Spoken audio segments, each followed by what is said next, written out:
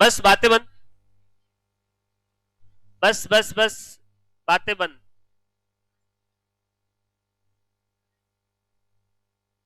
क्या कह रहे हो? हो गई बातें, शुरू करें अब। ना कोई नहीं मिला, ना मैं किसी से मिला, ना मुझे कोई मिला। बस ऐसे ही तन्हा गुजार रहे हैं जिंदगी। बस अब यहाँ पे ध्यान दो। आगे की लाइट्स बंद करनी है क्या?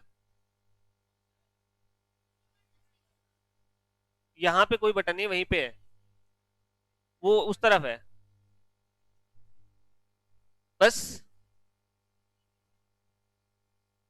क्या कह रहे हो?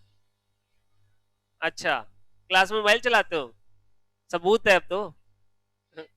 सबूत है कि स्नैपचैट वाला कुछ ज्यादा ही भूत चढ़ गया लोगों के दिमाग में। हाँ, आ गई मेरे पास खबर, खबर आ गई।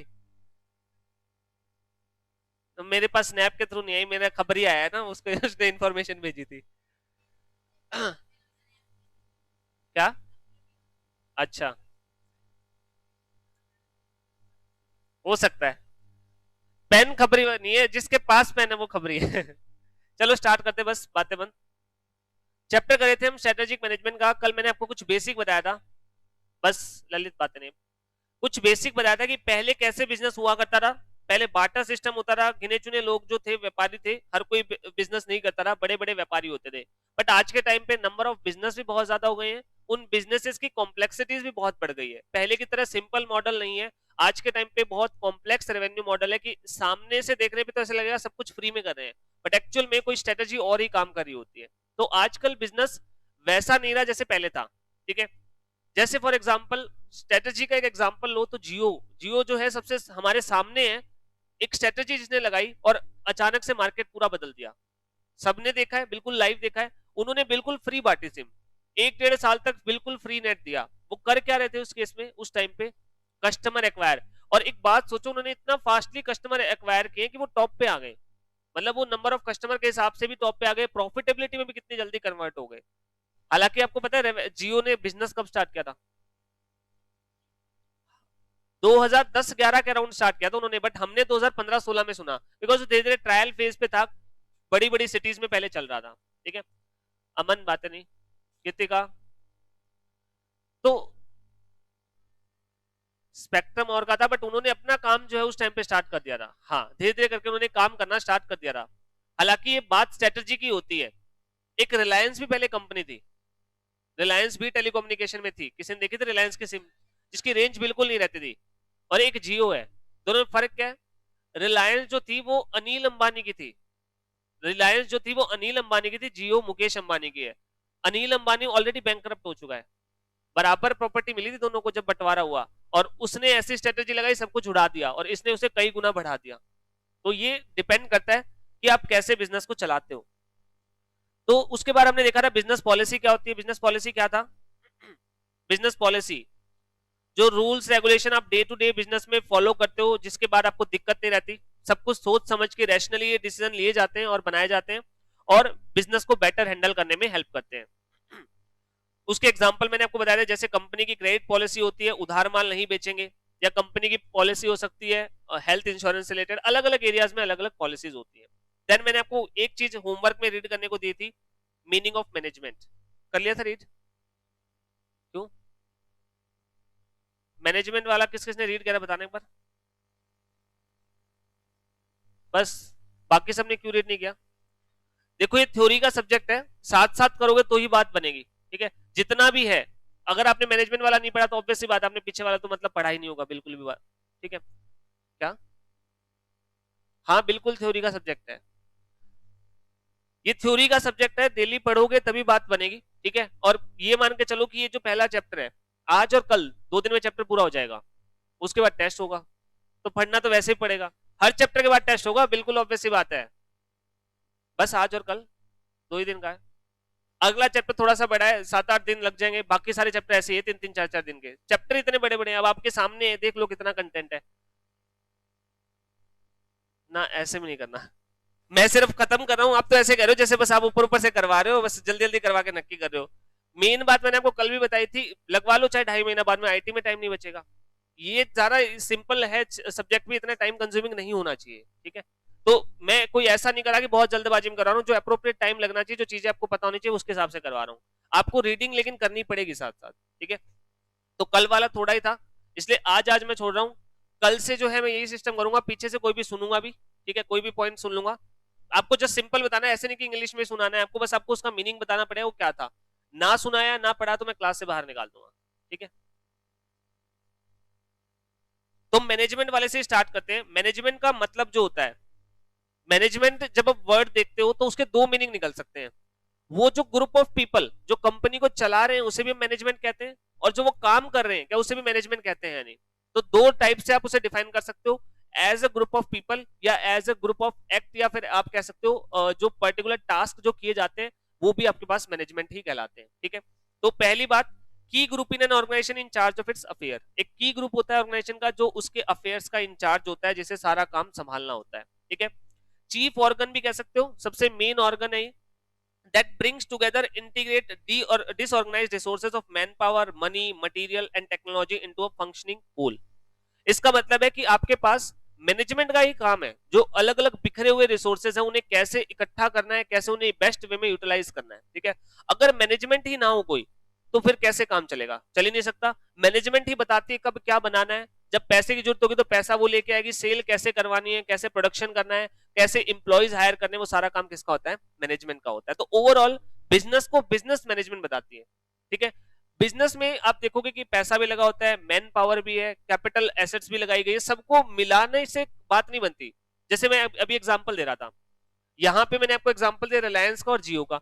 पैसा क्या रिलायंस के पास नहीं था, था उसके पास भी। क्या उसके पास भी टेलीकम्युनिकेशन राइट्स थे, जो स्पेक्ट्रम राइट्स थे, सब कुछ था। सेम चीज जियो के पास भी है। फर्क कहां पे रहा फिर, कि आप उन रिसोर्सेज को मैनेज कैसे करते हो, वो मैनेजमेंट ही मेन होती है, ठीक है।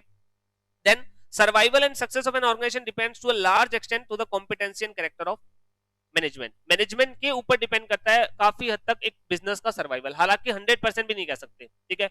कई बार ऐसा होता है कि आपके बिजनेस में ही दम नहीं होता है, जो आप बिजनेस कर रहे हो उसमें ही कोई दम नहीं है, मतलब जो आप बिजनेस मॉडल चला रहे हो या जो आप काम कर रहे हो या जिस सेक्टर में आप काम कर रहे हो उसमें प्रॉफिटेबिलिटी नहीं है, तो फिर मैनेजमेंट क्या कर देगी।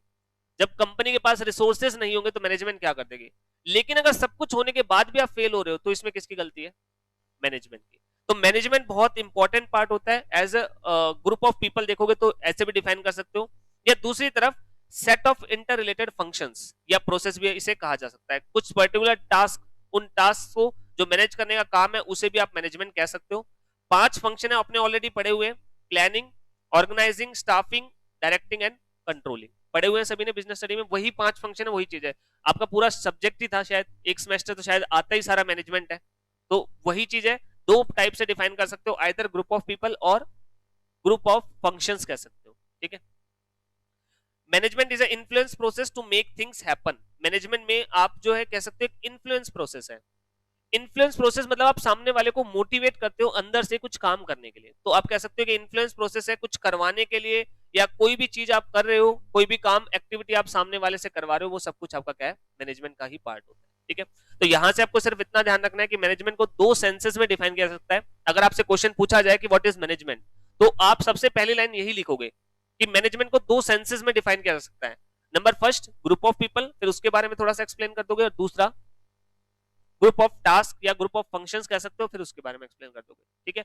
5 नंबर का क्वेश्चन है, आराम से, मेरे हिसाब से इसमें कोई दिक्कत नहीं है, आराम से लिख सकते हो, ठीक है। तो ये जनरल पॉइंट था, वैसे मैंने आपको घर से रीड करने के लिए दिया था।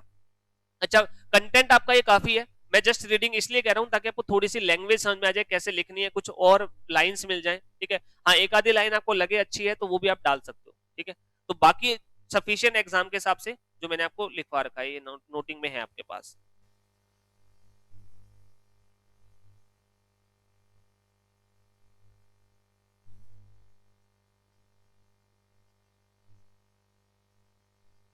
मैं पीडीएफ इसलिए ओपन कर रहा हूं ताकि आपको बता सकूं कहां पे क्या लिखना है, क्योंकि पीपीटी में स्पेस नहीं छोड़ रखा हो। अब आपका टॉपिक आ गया स्ट्रेटजी का। वर्ड स्ट्रेटजी का मतलब क्या होता है, स्ट्रेटजी वर्ड का मतलब क्या होता है, कुछ भी प्लान बनाना, रणनीति बनाना, बट ओरिजिन कहां से हुआ है। जो स्ट्रेटजी वर्ड जो है इसका ओरिजिन एक्चुअल में हुआ क्या है, मिलिट्री से हुआ है। मतलब कि जो वर्ड स्ट्रेटजी है ना, वो युद्ध के टाइम पे जब दो सेनाएं आपस में लड़ती थी वहां पे यूज होता था स्ट्रेटजी वर्ड, कि हम कैसे क्या करेंगे। जैसे महाभारत में हुआ था, चक्रव्यूह वाला सभी को पता है, चक्रव्यूह बनाया गया था और कैसे एक टाइम पे जो है अर्जुन को कहीं दूर ले गए, ताकि क्योंकि अर्जुन को ही था जिसे पता था कि कैसे चक्रव्यूह को भेजना है, ठीक है।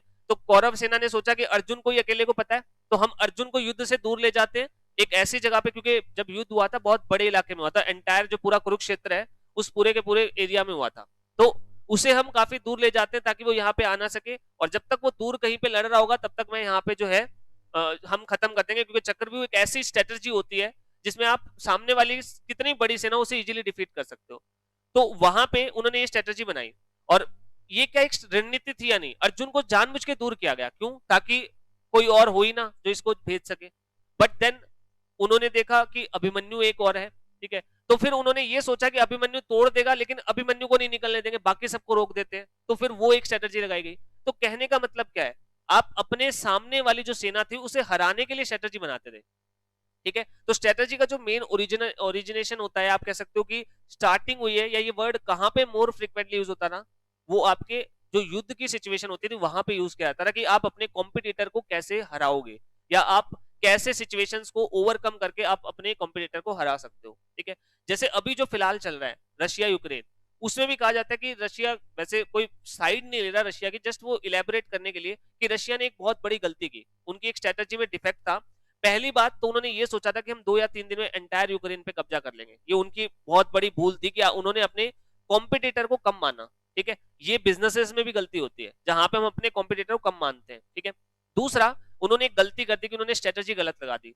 इनिशियली जब उन्होंने युद्ध किया, जब अचानक से उन्होंने हमला बोला, तो उस टाइम पे उन्होंने बहुत टाइम लगा दिया अपनी फोर्स को जमीन पे उतारने के लिए, मतलब वो बहुत जल्दी एक्टिव होके बहुत जल्दी अंदर नहीं घुसे, उन्होंने बहुत टाइम लगा दिया एंट्री करने में, बॉर्डर पे बहुत ज्यादा टाइम लगा दिया, तो कहा जाता है ये भी उनकी एक बहुत बड़ी गलती थी। तो कहने का मतलब क्या है, अगेन एक स्ट्रेटजी आई या नहीं, तो आपका जो ओरिजिनेशन होता है स्ट्रेटजी वर्ड का, वो कहां से होता है, युद्ध से या वॉर से। तो आप कह सकते हो, जो आपके पास ब्लैंक स्पेस है वहां पे लिख लो, इसके बारे में लिख लो कि जो स्ट्रेटजी है उसकी जो बिगिनिंग हुई है वो कहां से हुई है, वॉर से, या समथिंग रिलेटेड टू वॉर। अपने लैंग्वेज में लिख लो, कोई क्वेश्चन पुट नहीं किया जाएगा, जस्ट आपकी बेसिक अंडरस्टैंडिंग के लिए। जो स्ट्रेटजी का ओरिजिनेशन पॉइंट है वो वॉर से हुआ था, युद्ध से शुरुआत हुई थी, कि मेन जो काम होता था स्ट्रेटजी का, कि हम हमारे जो सामने वाली आर्मी है उसे कैसे डिफीट करेंगे, कैसे हम हमारे रिसोर्सेज का बेस्ट यूटिलाइजेशन करेंगे, ठीक है। जैसे इसी केस में महाभारत के टाइम पे एक और चीज भी हुई थी, जयद्रथ था, ध्यान है किसी को क्या हुआ था एक्चुअल में, जब अर्जुन को वहां पे लेके गए उसके बाद ये था कि बाकी सारी सेना इसके पीछे पीछे ना आ जाए, तो जयद्रथ को कहा गया कि आप युद्ध करो, और उसे एक वरदान था कि आप एक दिन जो युद्ध करोगे किसी से हारोगे नहीं, ये उसका रिसोर्स था या नहीं। और क्या इसी के रिलेशन में स्ट्रेटजी बनाई कि इसका बेस्ट यूटिलाइजेशन करते हैं, आज आप किसी को और आगे मत आने देना, यही हुआ है। तो आप करते क्या हो, स्ट्रेटजी बना के अपने रिसोर्सेज का बेस्ट यूटिलाइजेशन करते हो, ठीक है। तो युद्ध में भी यही किया जाता था कि अपने रिसोर्सेज का बेस्ट यूटिलाइजेशन किया जाए ताकि हम सामने वाली सेना को हरा सके।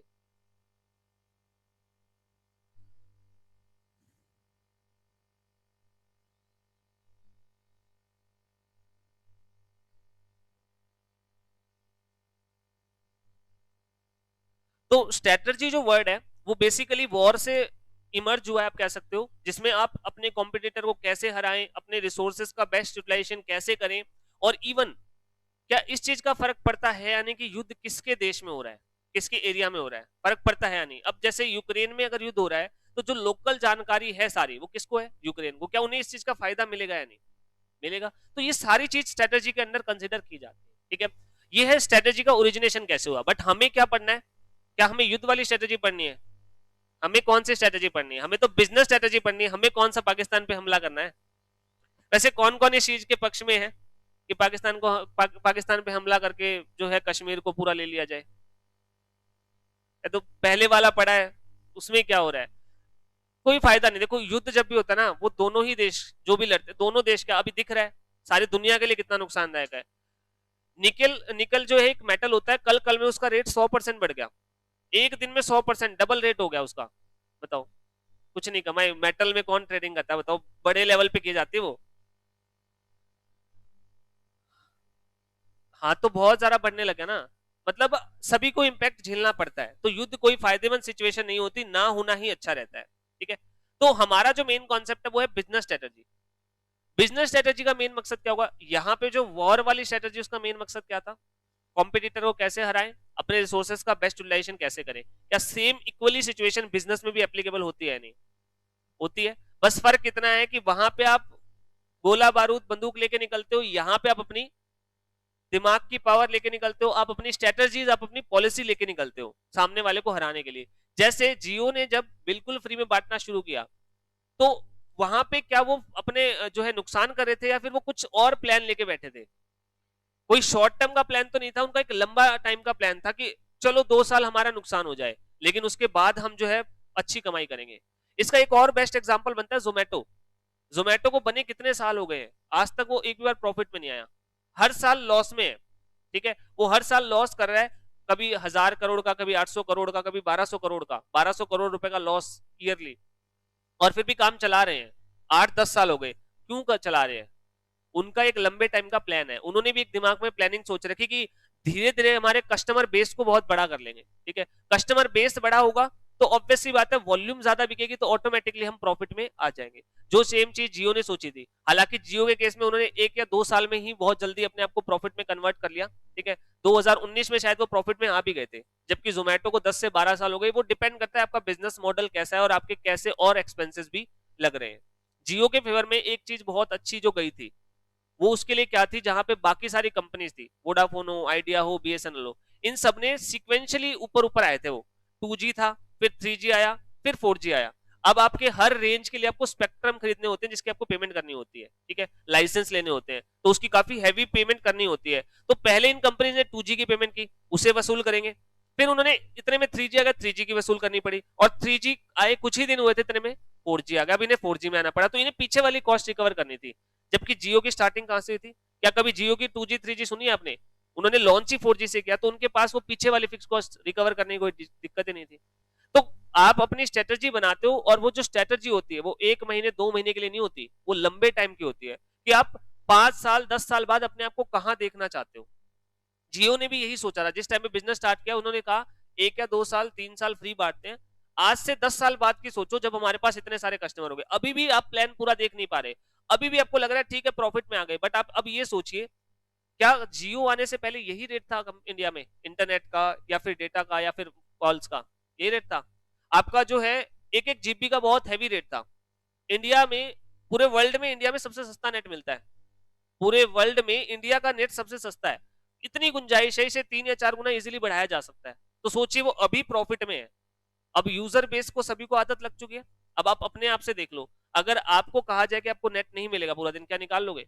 बहुत रेयर होगा, बहुत मुश्किल होगा अब आपके लिए, क्योंकि आपको लत लग चुकी है। ठीक है, अब आप हैबिटेंट हो चुके हो कि हाँ अब तो नेट चलाना ही पड़ेगा, और इवन अब तो ये सिचुएशन होगी घर में 5 मोबाइल है ना, 5 के अलग रिचार्ज मिलेंगे।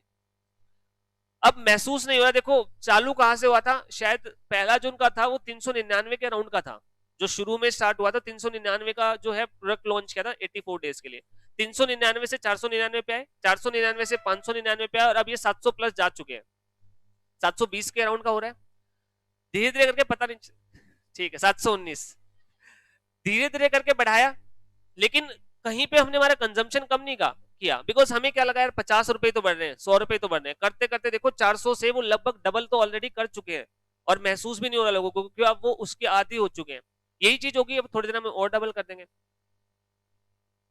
बेस कम कर रहे हैं, वो बेस सिर्फ उसी को कम कर रहे हैं, डेज कम कर रहे हैं, मुझे लगा बेस कम कर रहे हैं, बेस भी कम कर रहे हैं वैसे, वो कंपनीज बेस भी कम कर रही है, नंबर ऑफ कस्टमर भी रिड्यूस कर रहे हैं। उसके लिए भी उन्होंने एक स्ट्रेटेजी लगाई थी, कौन सी बता सकते हो? कंपनीज नंबर ऑफ कस्टमर कम कर रही है, कैसे कम किए थे उन्होंने? जब वैलिडिटी वाला रिचार्ज लेके आए थे, अभी आपके पास पहले क्या होता था, इनकमिंग कॉल्स जो है वो फ्री होती थी, मतलब आपको रिचार्ज करने की जरूरत नहीं थी, आउटगोइंग के लिए पैसा चाहिए था। इनकमिंग 10 साल चलाए रखो, कोई जरूरत नहीं, रिचार्ज बिना भी आते रहते थे कॉल। क्या अब ऐसा होता है? अब वैलिडिटी होती है, उसमें कुछ डिफेक्ट होगा फिर। क्या? अच्छा जियो ने भी वैलिडिटी वाला नहीं किया क्या? कर तो रखा है मेरे हिसाब से, तो कर रखा है। हाँ ये 2-4 इनकी कोई मुकेश अंबानी के साथ जान पहचान है। टाइम एक्स्ट्रा होगा लेकिन वैलिडिटी तो है। तो यहाँ पे यानी कि सबने क्या किया, एक नई स्ट्रेटेजी लगाई कि जो फालतू के कस्टमर है, जो बिना काम नंबर लिए बैठे हैं, उनको संभालने का जो खर्चा लगता है उनको हटाओ। अब मान लो 2-2 3-3 सिम रखते थे लोग, वो अब 2-2 3-3 रखेंगे नहीं। उनका अगर यूज एक का है तो वो एक ही रखेंगे, कहेंगे फालतू रख रहे हैं, फालतू खर्चा होगा, तो वो अपने आप बंद करवा देंगे। तो कंपनी की जो एडमिनिस्ट्रेशन की कॉस्ट है वो बच जाएगी। ये भी एक स्ट्रेटेजी है नहीं। ये सब क्या लगा रहे हैं बिजनेस वाले, अपने बिजनेस को ज्यादा प्रॉफिटेबल बनाने के लिए स्ट्रेटेजीज लगा रहे हैं। और ये स्ट्रेटेजी शॉर्ट टर्म के लिए नहीं होती, जनरली सारी क्या होती है, एक लंबे टाइम पीरियड को देखते हुए बनाई जाती है। ठीक है, तो यही चीज आपकी बिजनेस स्ट्रेटेजी होती है। A long range blueprint of organisation desired image, कि आप कहां पे पहुंचना चाहते हो। ठीक है, direction, destination, what it wants to be, what it wants to do and where it wants to go. आप क्या बनना चाहते हो, आप क्या करना चाहते हो और कहां खुद को देखते हो एक लंबे टाइम फ्रेम में, वही आपकी स्ट्रेटेजी होती है। ठीक है, तो आप इसे ये भी कह सकते हो कि एक प्लान है आपके ऑब्जेक्टिव को अचीव करने का। तो बिजनेस स्ट्रेटेजी सिंपल सेंस में कहोगे तो एक ऐसा कंप्रीहेंसिव प्लान है। कंप्रीहेंसिव मतलब छोटा प्लान नहीं होता, एक लंबा प्लान होता है, बड़ा प्लान होता है, जिसमें सब कुछ इंक्लूड किया जाता है। तो it is a comprehensive plan to achieve your basic objectives. आपके जो ऑब्जेक्टिव है, जो एक बिजनेस करना चाहता है, उसे अचीव करने के लिए वो प्लानिंग करता है, वही आपकी बिजनेस स्ट्रेटेजी होती है। ठीक है, ये तीन चीज याद रखनी है। अब देखो मैं आपको बता रहा हूँ कीवर्ड कैसे होते हैं। जैसे आप आंसर करो, आपसे क्वेश्चन पूछ लिया जाए बिजनेस स्ट्रेटेजी क्या होती है, तो आपको ये चीज बतानी है, what it wants to be, what it wants to do and where it wants to go. तो अब आप आंसर जब भी लिखोगे ना, तो ये तीन चीज जरूर बता देना। ठीक है, इस टाइप से आंसर आपको फ्रेम करने हैं। ये तीन चीज डाल दोगे ना, ये 3 वर्ड्स या 3 लाइन कर सकते हो, बहुत अच्छे से डिफाइन करते हैं बिजनेस स्ट्रेटेजी को। तो आपका आंसर काफी अच्छा बन जाएगा इससे। ठीक है, तो इस टाइप से चीजें हैं जो आपको आंसर में अपने डालनी है।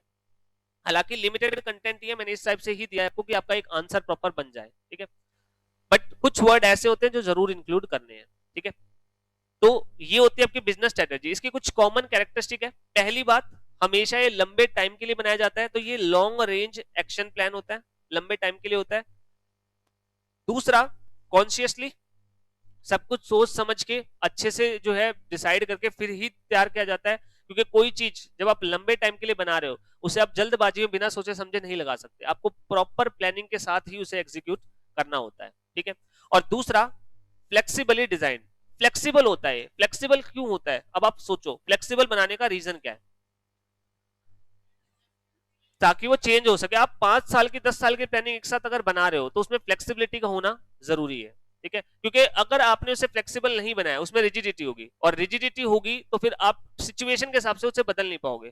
जैसे मान लो मैंने 5 साल का प्लान पहले ही बना दिया कि ऐसे ऐसे काम करेंगे, अचानक से कोरोना आ गया, क्या आपको अपने बिजनेस प्लान को बदलने की जरूरत है या नहीं है? तो अकॉर्डिंगली आपको अपने बिजनेस प्लान को बदलना पड़ेगा। तो हेंस आपकी जो डिजाइन है वो क्या होनी चाहिए? फ्लेक्सिबल होनी चाहिए। ठीक है, दीपक आप क्लास से बाहर चले जाइए, ऊपर बैठ जाओ, जाओ जल्दी खड़े हो और ऊपर बैठ जाओ, जाओ।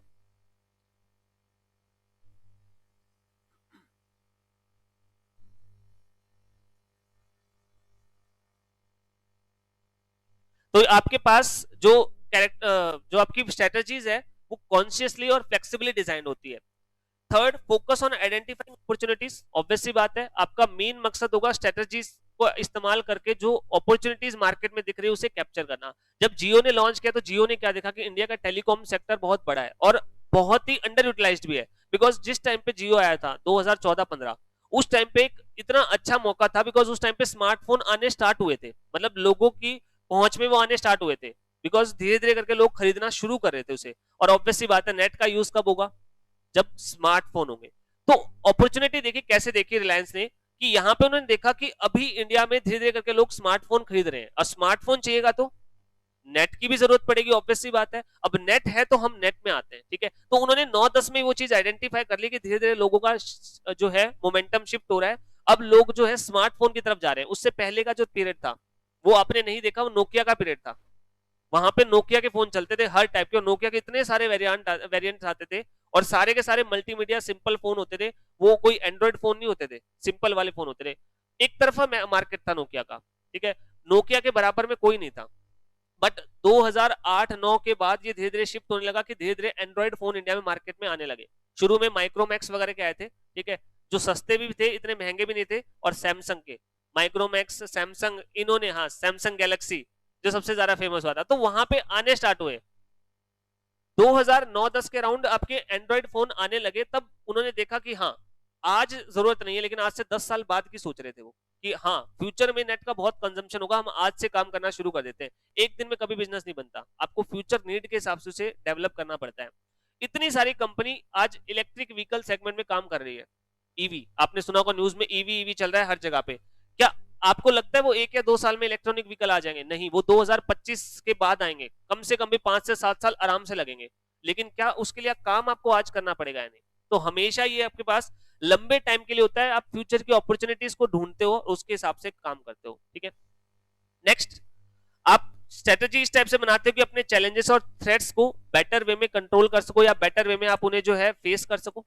बिकॉज आप जब भी स्ट्रेटेजी बनाते हो तो सामने वाला क्या क्या कर सकता है आपका कॉम्पिटिटर, या ओवरऑल आपकी जो कमियां है उसे आप कैसे ओवरकम करोगे, वो भी आप हमेशा ध्यान रखते हो। ठीक है, next, give sense to direction of business. Business को एक डायरेक्शन देता है कि हमें कहां पे जाना है या हमें क्या अचीव करना है, तो आपको एक रास्ता मिल जाता है आपको किस तरफ वर्किंग करनी है।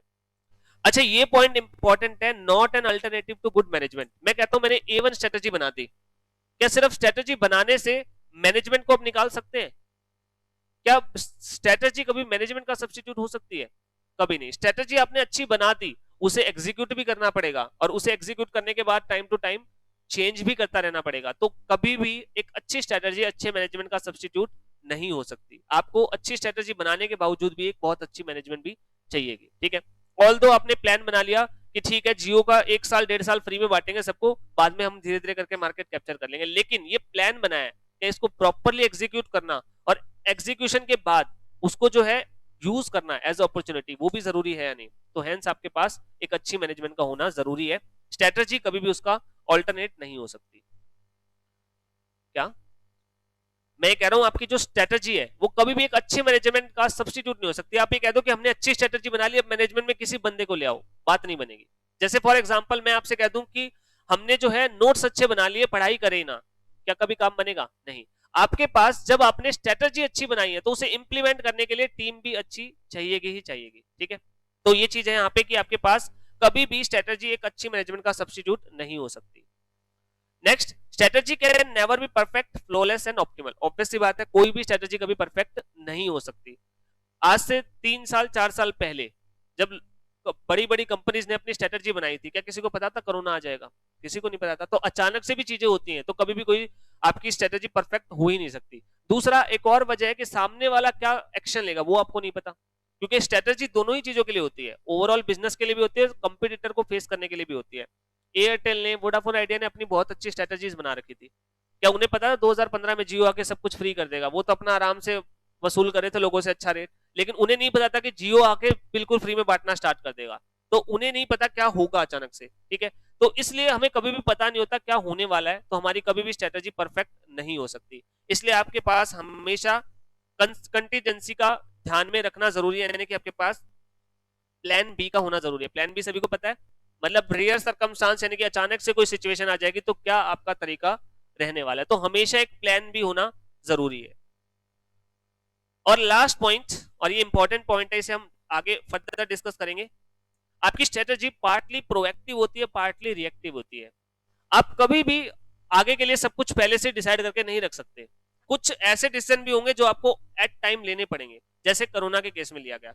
आपने ऑल्दो अपनी 5 साल की 10 साल की प्लानिंग कर रखी थी, लेकिन अचानक से कोरोना आया, लॉकडाउन लगा, सब कुछ बंद हो गया। क्या कुछ डिसीजन आपको उस सिचुएशन के अगेंस्ट में अचानक से लेने पड़ेंगे या नहीं? ऑब्वियस सी बात है, कहीं प्री प्लान किया जा सकता था? कभी नहीं किया जा सकता। अचानक से युद्ध हो गया अभी यूक्रेन रशिया का, क्या कंपनीज ने प्री प्लान कर रखा था? क्या कुछ एक्शन अभी भी उन्हें लेने पड़ेंगे या नहीं? तो ये जो पार्ट जो आप इमीडिएटली लेते हो वो कौन सा पार्ट होता है आपका? रिएक्टिव, जो आप पर्टिकुलर सिचुएशन के रिएक्शन में लेते हो। और जो आपको पहले से प्लान्ड होता है वो आपका कौन सा होता है? प्रोएक्टिव, पहले से एक्टिव थे आप। ठीक है, इसके बारे में आगे आएगा, वैसे आपको यहाँ पे लिखने की जरूरत नहीं है, पूरा टॉपिक है। जो आपकी स्ट्रेटजी है वो प्रोएक्टिव एंड रिएक्टिव दोनों पार्ट होती है। ठीक है, तो यहाँ पे मत लिखो, चाहे आगे स्पेस भी है उसके लिए। तो ये आपकी कुछ कैरेक्टरिस्टिक्स हैं।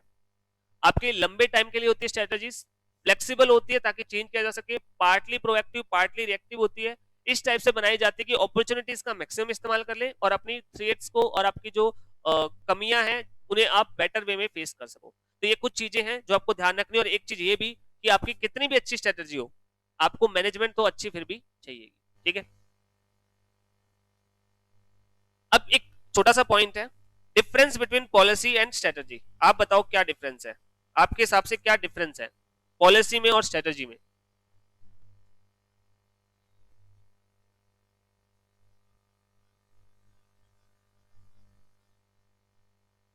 ठीक है, और पॉलिसी शो करती है कि कंपनी क्या करना चाहती है, ठीक है, पॉलिसी शो करती है कंपनी क्या करना चाहती है, और स्ट्रेटजी शो करती है कि कैसे करना है वो जो आप करना चाहते हो, ठीक है। तो policy is a thought plan, जो आपके माइंड में चलता है हम क्या करना है हमें, और strategy is a action plan कि हमें कैसे करना है जो काम करना है। यानी कि पॉलिसी में क्या किया जाना है उसके ऊपर फोकस होता है, और स्ट्रेटजी में वही काम कैसे किया जाना है उसके ऊपर फोकस होता है। जैसे एक कंपनी की पॉलिसी है कि हम कोई डिस्काउंट नहीं देंगे कस्टमर को, जो हमारा एमआरपी है उसी पे माल बेचेंगे, ये हमारी पॉलिसी है। लेकिन अगर ऐसे केसेस में हम ऐसी पॉलिसी बनाएंगे तो हमारे तो कस्टमर टूट जाएंगे, अगर हमारा सामने वाला कॉम्पिटिटर डिस्काउंट देगा तो हमने क्या कहा, एक काम करते हैं, अब ये पॉलिसी फॉलो करनी है तो एक स्ट्रेटजी बनाते हैं, हम हमारी क्वालिटी इंप्रूव करेंगे, कॉम्पिटिटर से हम बेटर क्वालिटी देंगे, या फिर हम एक काम करेंगे थोड़ा सा एक्स्ट्रा देने लग जाएंगे, एमआरपी सेम रखेंगे। कई बार आता है प्रोडक्ट पे 5% एक्स्ट्रा, 10% एक्स्ट्रा, तो हम भी वही पॉलिसी करेंगे कि हम वॉल्यूम एक्स्ट्रा देने स्टार्ट कर देंगे, ठीक है। तो यहां पे हमने क्या कहा कि हमारी पॉलिसी कोई डिस्काउंट नहीं दिया जाएगा। उस पॉलिसी को इंप्लीमेंट करवाने के लिए मैंने एक स्ट्रेटजी बनाई, क्या कि या तो आप एक काम करो क्वालिटी इंप्रूव कर दो, या फिर आप क्या कर दो आपकी वॉल्यूम बढ़ा दो। तो ये आपके पास एक थॉट प्लान था कि डिस्काउंट नहीं देना, उसे एग्जीक्यूट करने के लिए आपने एक नई स्ट्रेटजी बनाई है। तो आप कह सकते हो policy is a thought plan, जो आपके माइंड में चलता है कि हमें क्या करना है, और जबकि स्ट्रेटजी एक्शन प्लान है जो क्या बताता है कैसे करना है, ठीक है। यानी कि क्या आपके पास जो करना है वो आपको पॉलिसी बताती है, और किस टाइप से किया जाए, एग्जीक्यूशन कैसे वो आपको कौन बताता है, आपकी स्ट्रेटजी बताती है, ठीक है। जैसे अभी मैंने एग्जांपल दिया, वो आप लिखना चाहो तो लिख सकते हो, नीचे स्पेस खाली और कुछ नहीं लिखना। एक कंपनी डिसाइड करती है कि उसे डिस्काउंट नहीं देना, ये उसकी पॉलिसी है, ठीक है।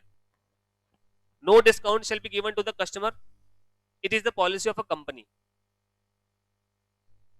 तो कंपटीशन को डील करने के लिए कंपनी ने कहा वॉल्यूम बढ़ा दो, इंक्रीज द वॉल्यूम, तो ये उनकी क्या है, स्ट्रेटजी।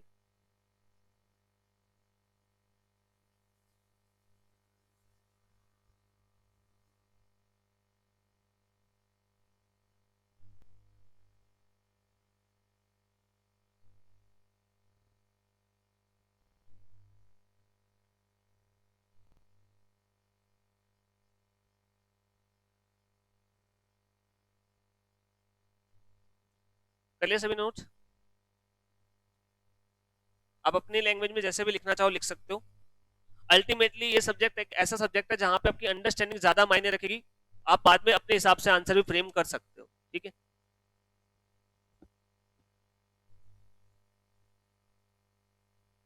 अब ये एक हाल फिलहाल में जो एक ट्रेंड चल रहा है जिसको आप कह सकते हो, आजकल सभी कंपनी डिजिटल हो रही है, ठीक है, डिजिटली काम करने लगी है सारी कंपनी। इवन आप ये भी देख सकते हो, आपके सामने है कि जो इंस्टीट्यूट्स, कोचिंग सेंटर्स पहले सिर्फ और सिर्फ फेस टू फेस थे, क्या उन्हें भी मजबूरन डिजिटल होना पड़ रहा है? नहीं, मजबूरी हो गई। तो इसके ऊपर एक जोक बनाया हुआ कि आपकी कंपनी का जो डिजिटलाइजेशन है वो किसने करवाया, क्या सीईओ ने या सीआईओ ने या कोविड-19 ने? कहा कोविड-19 ने हमारा डिजिटल ट्रांसफॉर्मेशन करवाया, हमारे कंपनी के मैनेजमेंट का कोई रोल नहीं है, मेन रोल तो कोविड का। और ये बात भी रियल है, एक्चुअल में कोरोना की वजह से ही जो है ज्यादातर कंपनी डिजिटल हुई है, और इसका इम्पैक्ट देखो साफ साफ, आईटी जो एम्प्लॉयज थे उनकी सैलरी डबल हो गई है। मतलब कि अगर वो किसी कंपनी को छोड़ के जाते हैं जिसमें वो 10 लाख ले रहे थे, कोई दूसरी कंपनी ने 20 लाख में भी लेने को तैयार है, और कई पोस्ट के लिए तो 150% उनकी जो है इंक्रीज हो गई सैलरी। इतना इंक्रीज हुआ है, इतनी डिमांड बढ़ गई है जो आपके आईटी प्रोफेशनल्स है। तो ये था आपके पास strategic management, sorry business strategy क्या होती है और इसकी कुछ कैरेक्टरिस्टिक्स हैं। अब आपका जो ऊपर पार्ट आया था, कंपनी की स्ट्रेटेजी पार्टली प्रोएक्टिव होती है, पार्टली रिएक्टिव। प्रोएक्टिव मतलब वो पार्ट जो पहले से प्लान्ड होता है, जो आप ओवर द लॉन्ग रेंज जो लगाना चाहते हो, ठीक है। बट 100% आप प्रोएक्टिव नहीं हो सकते, कुछ ऐसी सिचुएशन भी होती है जो अचानक से अराइज होंगी, तो उसके लिए आपको अचानक से एक रिस्पॉन्स भी तैयार करना पड़ेगा। जैसे कोरोना वायरस आया, अचानक से आपको वर्क फ्रॉम होम की पॉलिसी बनानी पड़ी। क्या कंपनी के कोई दिमाग में था? ऐसा कुछ नहीं था, हालांकि अब उल्टा हो गया है। अब कंपनीज प्रमोट करने लगी है वर्क फ्रॉम होम। बाहर आप देखोगे बड़ी बड़ी जगह पे यही चीज हो रही है, अब कंपनी कह रही है कि आप वर्क फ्रॉम होम करो, कंपनी को फायदा दिखने लग गया। कंपनी के बहुत सारे खर्चे बचने लगे, कंपनी को बिल्डिंग रेंट पे नहीं लेनी, ओवरहेड्स जो हो रहे थे वो नहीं हो रहे। अब कंपनी एक बार एम्प्लॉयज को दे देगी सामान, टेबल वगैरह जो भी है, लैपटॉप वगैरह जो भी है परचेज करने के लिए, या डायरेक्टली भेज दिए जाएंगे। अब कंपनी के जो ओवरहेड्स हो रहे थे वो बच जाएंगे, तो कंपनी के लिए बहुत फायदा हो रहा है। इसलिए बहुत सारी कंपनीज तो काम ही ये करी कि वर्क फ्रॉम होम करवा रही है, और इवन वर्क फ्रॉम होम में काम भी ज्यादा करवा सकते हो। पहले क्या होता था, एक डेडलाइन है, 10 बजे आना है, 6 बजे जाना है। अब घर पे पड़े हो तो ये काम करना है, अब वो डेडलाइन नहीं है, अब आप घर पे हो तो काम आपको पूरा करना है, चाहे वो आप रात के 10 बजे तक बैठ के करो, क्योंकि घर ही ऑफिस है। पहले तो क्या था, 6 बज गए तो निकलना है, बट अब वो सिचुएशन भी नहीं है। तो कंपनीज को दिख रहा है फायदा ज्यादा ये है कि वर्क फ्रॉम होम करे, तो पहले उनके दिमाग में भी नहीं था, अचानक से कोरोना एक रिस्पॉन्स बनाना पड़ा, ठीक है। बट अब उन्हें फायदेमंद लगने लगा, तो उसे ये लॉन्ग रेंज प्लान बना के उसे इंप्लीमेंट करने लगे, धीरे धीरे करके अपने ऑफिस कम करने लगे। वो 5 साल 10 साल में हो सकता है कि मोस्ट ऑफ द जॉब को जो है वर्क फ्रॉम होम कर दे, ठीक है। तो आपकी स्ट्रेटेजी जो बनती है वो ब्लेंड होती है, पार्टली प्रोएक्टिव का और पार्टली रिएक्टिव पार्ट का। इंपॉर्टेंट है, मार्क कर लो। क्वेश्चन में जो एग्जाम में बहुत बार पूछा जाता है, और सीधा ही पूछा जाता है कि कंपनी की स्ट्रेटेजी प्रोएक्टिव और रिएक्टिव दोनों होती है, कमेंट कीजिए। तो बस आपको थोड़ा सा एक्सप्लेन करना है जो आपके सामने, बस इतना बता दोगे तो काफी है। तो प्रोएक्टिव एक्शन वो होते हैं जो आपने पहले से ही प्लान कर रखे होते हैं, वो लॉन्ग रेंज में या लॉन्ग टाइम में कंपनी की पोजीशन और फाइनेंशियल परफॉर्मेंस को इंप्रूव करने के लिए बनाए जाते हैं। जबकि रिएक्टिव वो होता है जो अनएंटिसिपेटेड मतलब जिसका आपने पहले से कोई अनुमान नहीं लगा रखा था, अचानक से कोई सिचुएशन अराइज होगी, उसके काउंटर में आप कोई जो है अपनी प्लानिंग करते हो या कोई आप स्ट्रेटेजी अडॉप्ट करते हो। इसे अडप्टिव स्ट्रेटेजी भी कहा जाता है, बिकॉज ये चेंजिंग एनवायरनमेंट के हिसाब से अडप्ट करने के लिए बनाई जाती है, और ये प्लान्ड होती है बिकॉज पहले से आपने प्लानिंग कर रखी होती है। अच्छा, ज्यादा पार्ट कौन सा होता है, प्रोएक्टिव और रिएक्टिव? कंपनी के स्ट्रेटेजी में मेजर पार्ट हमेशा प्रोएक्टिव होगा, 70 से 80% या इवन आप कह सकते हो 90% प्लानिंग होती है, बाकी 10% अचानक से जो होता है उसके हिसाब से किया जाता है, ठीक है। तो this consist the biggest portion of company strategy and crafted to ensure smooth running and strengthen the company's overall position and performance. जो आपकी प्रोएक्टिव पार्ट होता है उसका मेन काम होता है लॉन्ग रन में कंपनी को ग्रो करवाना, और जबकि रिएक्टिव में कंपनी को बचाए रखना होता है। जैसे कोरोना आ गया अचानक से, तो उस टाइम पे क्या आप ग्रो की सोच रहे थे? नहीं, आप ये सोच रहे थे कि जो काम है वो चलता रहे। पहले दिमाग में यही था सभी का कि जो चल रहा है उसे चलने दे एक बार, ताकि एक बार जो नॉर्मल वर्किंग है वो चलती रहे। हाँ, कुछ कंपनीज ने देखा जब वो नॉर्मल वर्किंग में आ गए तो उन्होंने समझा कि ये जो है कुछ कंपनीज के लिए तो नेगेटिव चीज है, लेकिन हमारे लिए अच्छी चीज भी साबित हो सकती है। और एक्चुअल में आईटी कंपनीज के रेवेन्यू बहुत ज्यादा बढ़ गए, क्योंकि उनके तो बढ़ने ही थे। सारा काम धीरे धीरे करके अगर आप डिजिटलाइज करवाओगे तो सर्विस किसके लोगे? आईटी कंपनीज की ली जाएंगी। तो हेंस उनका फायदा हुआ, उन्होंने एक अपॉर्चुनिटी मार्केट में देखी और अकॉर्डिंगली अपना काम शुरू किया। बट इनिशियली आप क्या समझते हो हमेशा कि हमारा जो काम है वो कम से कम चलता रहे। तो मेन जो ग्रोथ का काम है वो कौन सा पार्ट करता है? आपकी plan strategy. Reactive just reaction में होती है, अचानक से सर्कमस्टांसेस आए, वहां पे आप ग्रोथ की नहीं सोचते, वहां पे आप सिर्फ खुद को बचाए रखने की सोचते हो, सर्वाइव करने की सोचते हो, ठीक है। कौन सा प्लान स्ट्रेटेजी? जो आपने पहले से प्लान कर लिया, लॉन्ग रेंज में आपने सोचा कि ये काम करेंगे, ये काम करेंगे, 8 साल में ये कस्टमर एक्वायर कर लेंगे, फिर यहाँ पे भी हम हमारा नया बिजनेस खोलेंगे। तो ये आपकी प्लान स्ट्रेटेजी है, जिसका मेन मकसद होता है कि लॉन्ग रेंज में 10 साल में 15 साल में अपने आप को ग्रो करना है, एक बड़ी पोजीशन में पहुंचाना है। लेकिन अचानक से कोरोना आ गया, उस टाइम पे आप ग्रोथ की सोचोगे, ये सोचोगे कि अभी बने रहे जो काम कर वही चीज है, तो वो आपकी अडेप्टिव है। उसका काम ग्रो करना नहीं होता, उसका काम जस्ट क्या होता है, इस सिचुएशन से बच के निकल जाए बस। तो वही चीज यहाँ पे जो प्लान्ड स्ट्रेटेजी होती है उसका काम होता है पोजीशन और परफॉर्मेंस को इंप्रूव करवाना, ठीक है। और जबकि इसका काम होता है सिर्फ और सिर्फ करंट प्रॉब्लम और सिचुएशन को फेस कर ले किसी टाइप से, ठीक है। तो ये हो गया आपके पास planned strategy and adaptive strategy. Clear है पॉइंट? इंपॉर्टेंट है। तो आपकी स्ट्रेटेजी दोनों ही चीजों का कॉम्बिनेशन होती है, प्लान्ड भी और आपका रिएक्टिव भी, ठीक है। एग्जाम्पल देना हो तो एग्जाम्पल मैंने आपको बता दिया, कोरोना वाला बेस्ट एग्जाम्पल है, या आप ये वॉर वाला भी ले सकते हो, यूक्रेन रशिया वाला।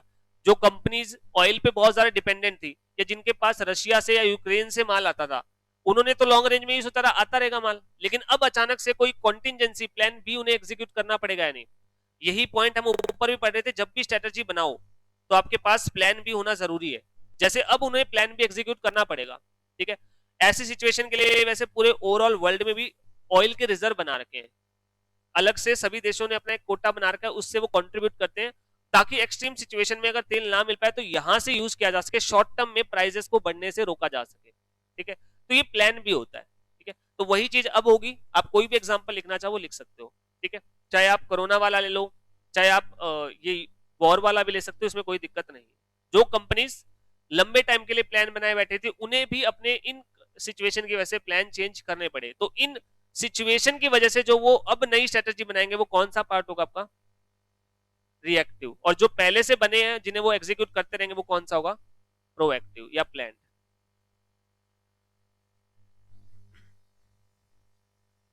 तो ये आपके पास स्ट्रेटेजी क्या होती है और किस टाइप से ये प्रोएक्टिव और रिएक्टिव का ब्लेंड होती है। नेक्स्ट पॉइंट आपका स्ट्रेटेजिक मैनेजमेंट। ये भी उसी चीज से बना है, जब आप स्ट्रेटेजीज का इस्तेमाल करके बिजनेस को चलाते हो, मैनेज करते हो, तो क्या कहलाता है, स्ट्रेटेजिक मैनेजमेंट। यानी कि managing your business by making and implementing and controlling your strategies, यानी कि स्ट्रेटेजीज के थ्रू आप अपने बिजनेस को चलाते हो, तो वो क्या कहलाता है आपका स्ट्रेटेजिक मैनेजमेंट। ठीक है, तो यहाँ पे पहले आप स्ट्रेटेजीज बनाते हो, देन उसे इंप्लीमेंट करते हो और टाइम टू टाइम आप उन्हें कंट्रोल करते हो कि जो चीज हम चाहते हैं क्या वही रिजल्ट हमें मिल रहा है या फिर नहीं मिल रहा। तो ये होता है आपका स्ट्रेटेजिक मैनेजमेंट। स्टार्टिंग होती है विजन और ऑब्जेक्टिव सेट करके, देन आप एक स्ट्रेटेजी बनाते हो, इंप्लीमेंट करते हो, टाइम टू टाइम उसे इवेल्युएट करते रहते हो, क्योंकि ऑब्वियस सी बात है एक बार जो स्ट्रेटेजी बना दी क्या वो हमेशा चलती रहेगी। इसका सबसे बड़ा एग्जांपल, सबसे बढ़िया एग्जांपल, दो कंपनीज जो अपने सेक्टर में लीडर थी, एक तरफा लीडर थी और स्ट्रेटेजी उनकी गलत थी, मतलब अच्छी स्ट्रेटेजी थी टाइम के हिसाब से, बट उन्होंने करेक्ट नहीं किया स्ट्रेटेजीज को, टाइम पे इवेल्युएट करके उन्हें रेक्टिफाई नहीं किया और वो खत्म हो गई। बता सकते हो कौन कौन सी है? आइडिया का क्या गलती है? आइडिया की तो बेचारे जियो ने कत्ल कर दिया, आइडिया की क्या गलती है?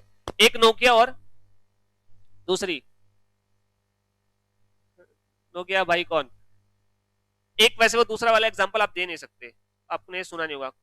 कोडेक कंपनी है, कोडेक कंपनी, नाम नहीं सुना आपने? कोटेक तो बैंक है, कोडेक वो तो बैंक है, आपने कोडेक का नाम ही नहीं सुना? कैमरा, कैमरा बनाती है, आपने देखे भी होंगे शायद, कैमरा वगैरह बनाती है कोडेक कंपनी। ठीक है, कैमरा में जो है 1990 80 90 सन 2000 के अराउंड ये मार्केट लीडर था।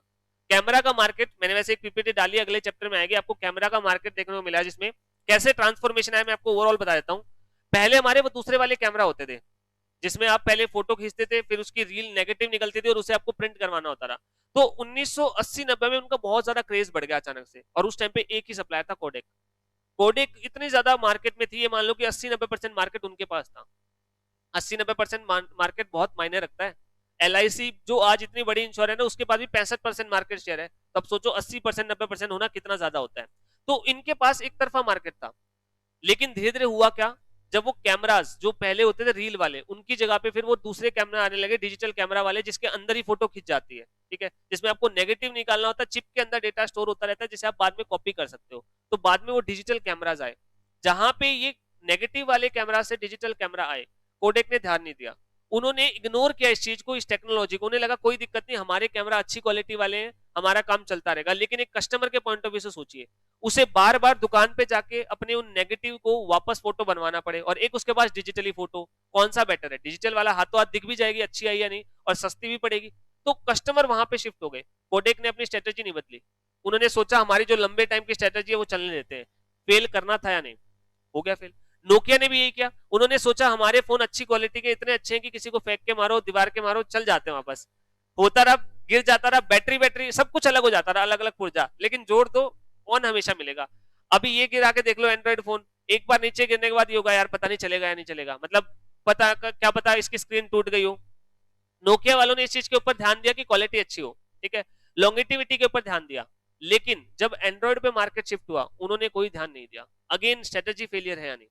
ये एग्जांपल है स्ट्रेटेजी फेलियर का। एक और बड़ा एग्जांपल है बीपीएल, ये भी नाम नहीं सुना होगा शायद आपने।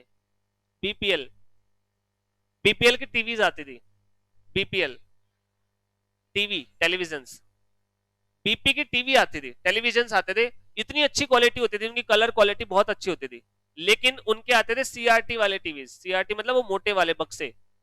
जब मार्केट शिफ्ट हुआ एलईडीज पर, उन्होंने ध्यान ही नहीं दिया, तो अचानक से फिर वो क्या रह गए, पीछे रह गए। तो यानी कि आप जो है अपनी स्ट्रेटेजीज को टाइम के हिसाब से बदलते नहीं हो ना, तो आप हमेशा फेल होते हो। तो यही चीज आपको ध्यान रखनी है कि आपकी strategy time to time evaluate होना और उन्हें करेक्ट करना बहुत जरूरी होता है। ठीक है, तो ये आपके पास होता है स्ट्रेटेजिक मैनेजमेंट, एक ऐसा प्रोसेस जहां पे आप अपने बिजनेस को चलाने के लिए सबसे पहले अपना विजन और ऑब्जेक्टिव सेट करते हो कि करना क्या है, पहले यही डिसाइड किया जाएगा कि क्या करना है, स्ट्रेटेजी तो बाद में बनेगी ना। स्ट्रेटेजी क्या होती है, कुछ अचीव करने के लिए बनाया गया प्लान। तो जब आपको यही नहीं पता होगा क्या अचीव करना है तो क्या स्ट्रेटेजी बन सकती है। तो हमेशा पहले क्या आता है, आप अपने विजन और ऑब्जेक्टिव सेट करते हो कि हमें क्या करना है, उसके बाद आप अपनी स्ट्रेटेजी बनाते हो, इंप्लीमेंट करते हो और उसे इवेल्युएट करते हो कि क्या वो प्रॉपरली काम कर रही है, क्या हमें चेंजेस की रिक्वायरमेंट है या नहीं, और उसे बाद में आप चेंज कर देते हो। ठीक है, तो ये आपका ओवरऑल प्रोसेस है स्ट्रेटेजिक मैनेजमेंट का। सबसे पहले क्या होगा, अब ये प्रोसेस ध्यान रखना, एक्चुअली में पूरा प्रोसेस आएगा, ये डेफिनेशन भी हो जाएगी और साथ में आपका प्रोसेस भी। सबसे पहले आपको अपना गोल डिसाइड करना है, यानी हमें करना क्या है, तो विजन और ऑब्जेक्टिव। ठीक है, अब वो अचीव करने के लिए आप अपनी स्ट्रेटेजी बनाते हो, इंप्लीमेंट करते हो और उसे इवेल्युएट करते हो कि कहीं पे हमें कोई चेंजेस की रिक्वायरमेंट है नहीं। तो 5 स्टेप हो गए। सबसे पहला, बोलोगे तो याद हो जाएगा साथ साथ, ठीक है, प्रोसेस भी याद भी हो रहा है, समझ भी रहे, दोनों काम एक साथ हो जाएंगे। पहला विजन बनाना, दूसरा स्ट्रेटेजी बनाना, विजन ऑब्जेक्टिव एक साथ ले लो, विजन ऑब्जेक्टिव बनाना, दूसरा स्ट्रेटेजी बनाना, तीसरा इंप्लीमेंटेशन, इवेल्युएशन पहले कैसे कर दोगे, पहले इंप्लीमेंटेशन, फिर इवेल्युएशन और लास्टली एडजस्टमेंट। ये 5 स्टेप है जो आपको स्ट्रेटेजिक मैनेजमेंट में करने होते हैं। यही डेफिनेशन बन जाएगी, ये प्रोसेस भी आपको ध्यान हो गया। ठीक है, क्राफ्ट यानी बनाना, कुछ भी, क्राफ्ट वर्ड बहुत ज्यादा आता है स्ट्रेटेजी के साथ, है ना, मेक नहीं यूज होता, क्राफ्ट वर्ड यूज होता है। ठीक है, तो आप भी क्राफ्ट यूज करना एक टेक्निकल टाइप मान लो, क्राफ्ट यानी कि बनाना ही होता है। तो मेक स्ट्रेटेजी की जगह आप क्राफ्ट स्ट्रेटेजी यूज करोगे ना, ज्यादा अच्छा लगता है वो। ठीक है, तो यही कीवर्ड्स होते हैं, मतलब थोड़ा सा आप चेंज कर देना, मेक की जगह क्राफ्ट वर्ड यूज करना बार बार। क्राफ्ट का मतलब मेक ही होता है, तो मेकिंग स्ट्रेटेजी की जगह आप क्राफ्टिंग स्ट्रेटेजी कर लेना, थोड़ा सा टेक्निकल लगता है, ये लगता है कि हाँ सामने वाले को बिजनेस की अच्छी नॉलेज है, जो पता कुछ ना उसे। ठीक है, अच्छा, जो भी स्ट्रेटेजी बनाई जाती है उसके 2 ही मेन ऑब्जेक्टिव होते हैं, एक तो इन्वायरमेंट में बने रहना, अपने आप को ग्रो करना, और दूसरा कंपटीशन से जो है अपने आप को ओवरकम करना है, कॉम्पिटिटर से जीतना। तो पहला, create competitive advantage so that company can out perform the competitors, और दूसरा, कंपनी को सक्सेसफुली गाइड किया जा सके चेंजिंग इन्वायरमेंट में, जो लगातार चीजें बदल रही हैं उसमें कंपनी अपने आप को ग्रो कर सके। ठीक है, तो ये हो गया पहला, कंपिटिटिव एडवांटेज बनाना, और दूसरा, कंपनी को सक्सेसफुली ग्रो करवाना through the changes in the business environment. अब यहां पे नेक्स्ट पॉइंट है, जो आपके पास स्ट्रेटजीज होती है, स्ट्रेटेजिक मैनेजमेंट होता है, उसका मेन फोकस क्या होता है, लगातार आप मार्केट में ये देखते रहते हो क्या क्या अपॉर्चुनिटीज आ रही है और क्या क्या थ्रेट है, दोनों चीज देखनी होती है। मार्केट में आने वाली अपॉर्चुनिटीज भी लगातार देखते रहो ताकि आप उसका टाइमली फायदा उठा सको, और थ्रेट भी देखनी है। थ्रेट क्यों देखनी है, ताकि हम क्या कर सके, उससे बच सके। जैसे अभी जो है पीछे न्यूज चल रही थी बहुत ज्यादा, और ये चीज होगी भी, जैसे कि गवर्नमेंट टोबैको पे टैक्सेस बढ़ाने की बात कर रही है। आईटीसी कंपनी के लिए बहुत बुरा है, क्योंकि आईटीसी कंपनी का सिगरेट से बिजनेस होता है, 70% के रेवेन्यू जो है, 70-75% का वो सिगरेट से आता है। अब अगर गवर्नमेंट ने टैक्सेस बढ़ा दिए सिगरेट पे, तो क्या उनके रेवेन्यू के लिए एडवर्सली इफेक्ट होगा या नहीं, तो क्या उन्हें अकॉर्डिंगली अपना कोई अल्टरनेटिव प्लान बनाना पड़ेगा या नहीं, धीरे धीरे करके वो नॉन सिगरेट बिजनेस में अपने आप को जो है आगे करेंगे। ऐसे ही अभी सभी कंपनीज को लग रहा है कि गवर्नमेंट धीरे धीरे पेट्रोल डीजल वाले जो भी व्हीकल्स हैं उनके ऊपर कुछ ना कुछ रोक लगाएगी या उनको महंगा करेगी, कुछ टैक्स लगाएगी। तो सारी कंपनीज कहां पे शिफ्ट हो रही है, इलेक्ट्रॉनिक व्हीकल की तरफ, ईवीज की तरफ जा रही है। तो ये एक अपॉर्चुनिटी देख रहे हो आप मार्केट में, और साथ में आपको थ्रेट्स भी देखने होते हैं जो मार्केट में आ सकते हैं।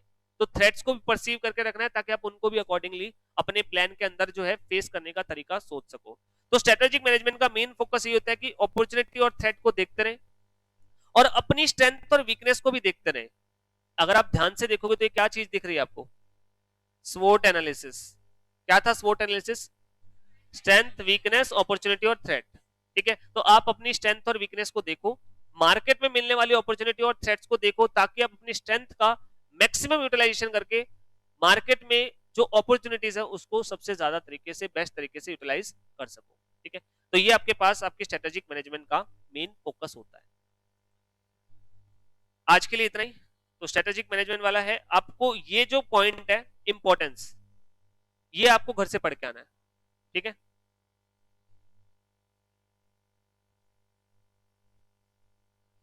ये 5 यही है। पहला, विजन, मिशन, ऑब्जेक्टिव सेट करना। दूसरा, स्ट्रेटजी बनाना। पहले क्या देखो, रटने की जरूरत नहीं इसमें भी, अगर आप लॉजिकली देखो तो सीक्वेंस है, पहले क्या करना है वो डिसाइड करना, फिर करने के लिए स्ट्रेटजी बनाना, उसे इंप्लीमेंट करना और इवेल्युएट करना कि कहीं कोई कमी तो नहीं है, और इवेल्युएट करने के बाद लगा कमी है तो उसे चेंज करना, करेक्शन करना। क्या है, ये आईटीसी के सारे वैसे हैं प्रोडक्ट्स। इनमें से कौन कौन से प्रोडक्ट आपको पता है? आशीर्वाद पता होगा, आईटीसी मास्टर शेफ नहीं सुना? मास्टर शेफ के प्रोडक्ट आते हैं, कैंडीमैन, कैंडीमैन भी नहीं सुना? मिंटो, सनफिस्ट, बिंगो, ये नेचुरल भी सुना होगा, जूस आते हैं इसके, इसके जूस आते हैं, सनबीन, yippee, किचन ऑफ इंडिया वो सारे रविंदर पी गया बंद होने वाली कंपनी क्या? इन्होंने जस्ट एग्जांपल एग्जांपल है यहाँ पे, ये देखो, और प्रोडक्ट तो ये रहे, क्लासमेट आ गया आपका, क्लासमेट की जो नोटबुक्स होती हैं आईटीसी कंपनीज की हैं। वैसे ना बहुत सारे ऐसे प्रोडक्ट हैं क्लासमेट की नोटबुक,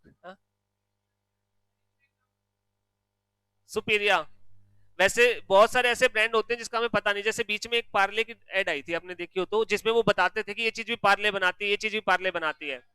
साल 1.5 साल पहले एक एड आई थी जिसमें अलग अलग प्रोडक्ट होते थे, फिर वो आखिरी में एक चीज बताते थे कि ये भी पार्ले बनाता है, ये भी पार्ले बनाता है। वो एक्चुअल में ब्रांड अवेयरनेस क्रिएट करने के लिए था, क्योंकि हमें भी नहीं पता होता एक्चुअल में कि इतनी सारी चीजें एक ही कंपनी बना रही है। अब इनमें से कुछ चीज आपको ऑलरेडी शायद पता भी नहीं होगा। कि आपको पता था बिंगो जो है वो आईटीसी का जो है, अब कुछ भी फेंक लो चाहे, आप तो कह सकते हो तो उसमें पढ़ा था आईटीसी लिखा है। वैसे उसका सिंबल होता है, देखो ये सिंबल जो है आपको हर जगह मिलेगा, हाँ छोटा होता है अच्छा